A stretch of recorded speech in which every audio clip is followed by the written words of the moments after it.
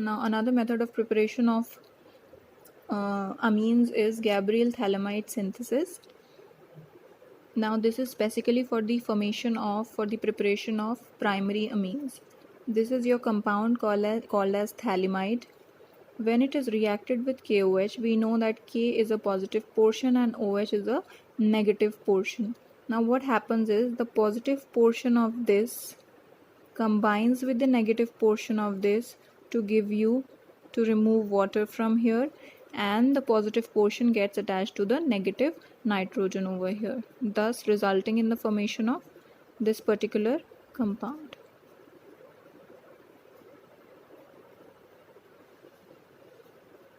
N minus K plus. Fine. When this is further reacted with Rx, that is an alkyl halide, this is K, that is an alkyl halide, what happens is, we know that this is the negative portion and this is the positive portion, right? So the positive portion of this combines with the negative portion of this, thus removing Kx as the byproduct, and R gets attached to nitrogen. So what do you get is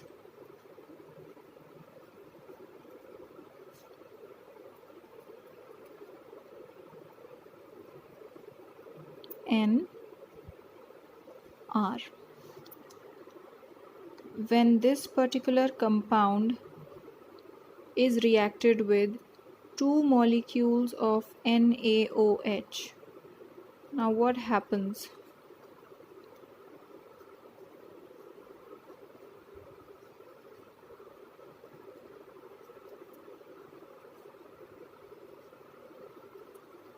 Now what happens? Two portions, that is ONA, 2 ONA portions, they get attached to these carbon atoms like this, and what is left from here? NR. This NR is left, so you get plus RN. The 2 hydrogens which are left from here, they get attached to this nitrogen, thus generating a primary amine.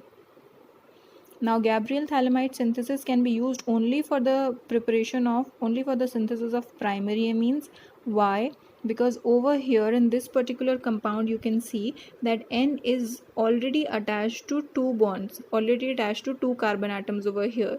So only one more bonding is possible for nitrogen. So only one R group can be accommodated over here. Since only one R group can be accommodated over here, hence we will only be able to synthesize primary amines using Gabriel thalamide synthesis. Because Gabriel thalamide synthesis can synthesize only primary amines and there is no scope of secondary and tertiary amines, hence it is considered as a very good method of preparing primary amines. This is a very important question also, which is often asked in reasoning.